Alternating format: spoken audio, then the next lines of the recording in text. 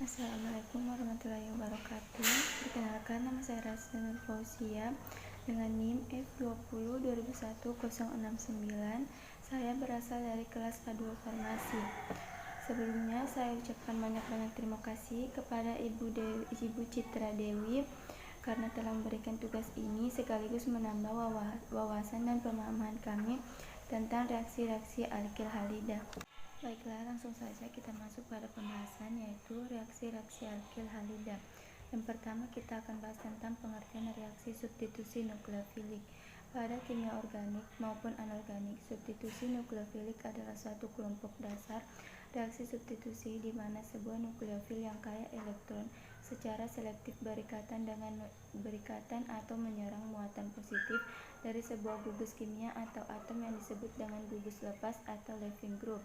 Bentuk umum reaksi substitusi nukleofilik adalah NU rangkap 2 positif R dikurang X menghasilkan R dikurang NU ditambah dengan X rangkap 2. Dengan NU menandakan nukleofil rangkap 2 menandakan pasangan elektron, serta R dikurang X menandakan substitusi dengan gugus pergi atau X. Pada reaksi tersebut, pasangan elektron dari nukleofil menyerang substrat membentuk ikatan baru, sementara gugus pergi melepaskan diri bersama dengan sepasang elektron. Produk utamanya adalah RNU. Nukleofil dapat memiliki muatan listrik negatif atau netral, sedangkan substitusi biasanya netral atau bermuatan positif. Contoh substitusi nukleofilik adalah hidrolisis alkil bromida atau RBR pada kondisi basa di mana nukleofilnya adalah OH negatif dan gugus perginya adalah Br negatif. Seperti yang terdapat pada bawah ini, RBR ditambah dengan OH negatif menghasilkan ROH ditambah Br negatif. Reaksi substitusi nukleofilik sangat umum dijumpai pada kimia organik, dan reaksi-reaksi ini dapat dikelompokkan sebagai reaksi yang terjadi pada karbon alifatik atau pada karbon aromatik atau karbon tak jenuh lainnya. Lebih jarang. Menurut kinetikanya, reaksi substitusi nukleofilik dapat dikelompokkan menjadi reaksi SN1 dan SN2. Selanjutnya kita masuk pada tipe reaksi. Tipe reaksi substitusi nukleofilik yaitu yang pertama mekanisme SNAR atau edisi eliminasi. Mekanisme reaksi substitusi nukleofilik atau aromatik adalah di mana gugus fungsi penarik elektron mengaktifasi cincin terhadap serangan nukleofilik.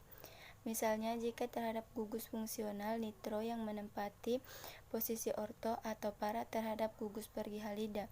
Yang kedua, mekanisme reaksi SN1 aromatik yang melibatkan garam diasonium.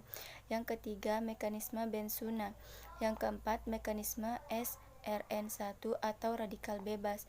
Yang kelima, mekanisme Unroach, atau yang keenam, mekanisme substitusi nukleofilik pengganti. Selanjutnya kita masuk pada tata nama senyawa substansi nukleofilik. Tata nama senyawa substansi nukleofilik yang pertama, sistem IUPAC. Sebuah alkil halida dinamai sebagai alkana dengan sebuah substituen halogen, yang dimana sebagai sebuah haloalkana untuk nama sebuah substituen halogen diubah akhiran in dari akhiran nama halogen menjadi akhiran O atau klorin menghasilkan kloro. Yang kedua, nama lazim. Nama lazim untuk alkil halida hanya digunakan untuk alkil halida sederhana. Untuk menetapkan nama lazim dibagi menjadi beberapa bagian. Yang pertama, semua nama atom karbon dari molekul sebagai sebuah kelompok alkil tunggal. Yang kedua, nama halogen yang diikat dengan kelompok alkil. Untuk nama halogen mengubah akhiran in dari nama halogen menjadi akhiran ida, contohnya bromin atau bromida. Yang ketiga itu menggabungkan nama dari kelompok alkil dan halida, kemudian memisahkan katanya dengan sebuah jarak. Selanjutnya kita akan masuk pada reaksi-reaksi eliminasi. Reaksi eliminasi sendiri terbagi menjadi dua, yaitu reaksi eliminasi 2 dan juga reaksi eliminasi 1. Sebelumnya kita akan membahas apa itu reaksi eliminasi. Reaksi eliminasi adalah salah satu jenis reaksi organik di mana dua substituen dipisahkan dari suatu molekul, baik dalam mekanisme satu atau dua tahap. Mekanisme satu tahap dikenal sebagai reaksi eliminasi atau E2, dan mekanisme dua tahap dikenal sebagai reaksi E1. Angka pada nama reaksi tidak berhubungan dengan jumlah tahapan dalam mekanisme tersebut, tetapi berkaitan dengan kinetika reaksi biomolekuler dan unimolekuler berturut-turut. Dalam kasus yang jarang terjadi untuk molekul yang memiliki gugus pergi yang buruk. Berikutnya kita akan bahas tentang mekanisme eliminasi 2 dan eliminasi 1. Pertama kita akan membahas tentang mekanisme eliminasi 2. Selama tahun 1920-an, Sir Christopher Ingold mengusulkan suatu model untuk menjelaskan sebuah tipe ganjil dalam reaksi kimia, mekanisme E2. E2 merupakan singkatan dari eliminasi biomolekuler. Reaksi tersebut melibatkan mekanisme satu tahap di mana ikatan karbon, hidrogen, dan karbon halogen terputus untuk membentuk ikatan rangkap 2 atau ikatan PIC sama dengan rangkap C. Yang kedua, kita akan membahas tentang mekanisme E1. Mekanisme E1 adalah suatu model untuk menjelaskan jenis tertentu dari reaksi eliminasi kimia. E1 merupakan singkatan dari eliminasi unimolekuler. Ini kita juga akan membahas tentang karakteristik E2 dan E1. Yang pertama, kita akan bahas tentang karakteristik E2 terlebih dahulu. Karakteristik mekanisme reaksi E2 ini diantaranya, yang pertama, E2 adalah eliminasi satu tahap dengan satu keadaan titrasi. Yang kedua, biasanya terjadi pada alkil halida primer tersubstitusi, tetapi mungkin terjadi pada alkil halida sekunder dan senyawa lainnya. Yang ketiga, laju reaksinya mengikuti orde kedua karena reaksi dipengaruhi baik oleh alkil halida dan basa atau biomolekuler. Yang keempat, E2 biasanya menggunakan basa kuat. Basa harus cukup kuat untuk melepas hidrogen yang kurang asam. Yang kelima, agar ikatan PI dapat terbentuk, hibridisasi karbon harus lebih rendah dari sp3 menjadi sp2. Yang keenam, ikatan CH dilemahkan dalam tahap penentu laju dan karenanya efek isotop deuterium primer lebih besar dari 1, biasanya 2 sampai dengan 6 teramati. Yang ketujuh, E2 berkompetisi dengan mekanisme reaksi SN2 jika basa dapat bertindak pula sebagai nukleofil atau banyak pada basa yang umum. Selanjutnya kita akan membahas tentang karakteristik E1.